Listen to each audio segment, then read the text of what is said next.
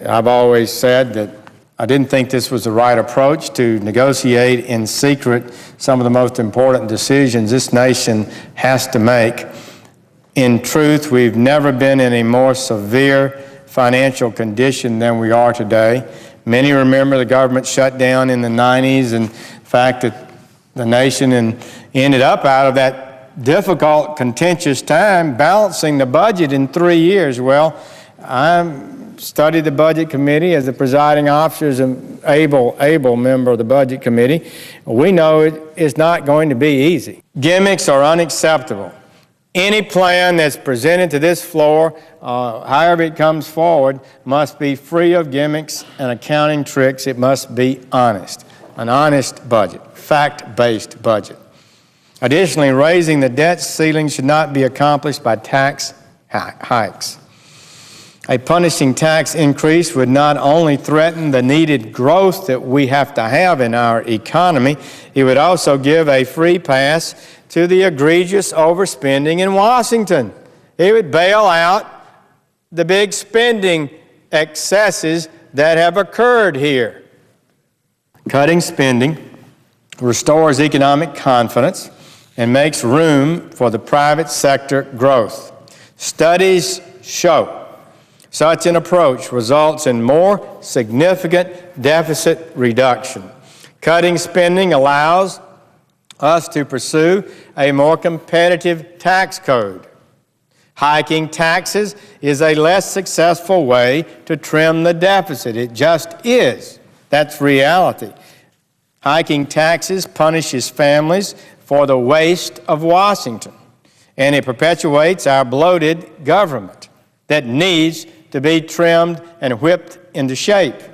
Raising taxes to pay for excessive government spending is a refusal to recognize that there are limits to how much we can spend and how much we can tax. There is a limit to how much we can spend and how much we can tax. And be a government of democratic ideals, freedom, free markets, limited government, as we were founded to be, a plan to reduce the deficit $4 trillion that only cuts $2 trillion in actual spending contains only a fraction of the savings that we can and must achieve. And that's my firm view. We're feeling the impact of this debt right now. It's pulling down economic growth. It's costing us jobs. It's creating uncertainty and fear in the marketplace. Last thing politicians want to do is cut spending. The reason we're talking about this is because we have to. And I do believe President Obama deserves severe criticism for not being out leading on this, not telling the American people his own experts are telling him. This was his expert, Mr. Bowles, his Secretary of Treasury, Mr. Geithner, telling us we've got to change the debt path we're on. He needs to help explain to the American people why this is necessary, why it'll be painful in the short run, but can put us on the road to prosperity and not on the road to decline. The nation has operated without a budget now for 785 days. But I think most of us feel like we were elected. We're United States senators. We're not rubber stamps for Vice President Biden and some of our fine colleagues. Presiding officer is an independent American citizen. He's going to make up his own mind. So do I. But when you're talking about a budget, a financial plan, a program to raise the debt ceiling in this Congress, we ought to read it. We ought to know what's in it. Not only us.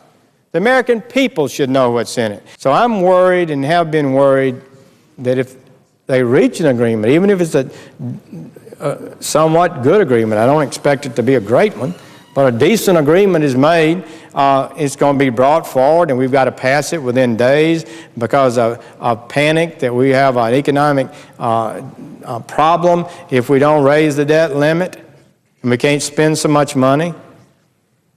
I don't think we should head that way. And the president has not been engaged He doesn't want to talk about it. He's not explained it in his State of the Union address.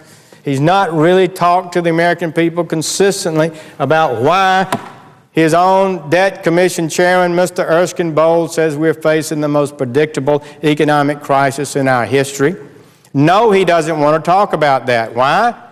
Because once you talk about it, it becomes obvious that spending needs to be cut. And it becomes obvious that you can't fix your way out of this by raising taxes. And if you're a tax and spender, you don't want to deal with that reality.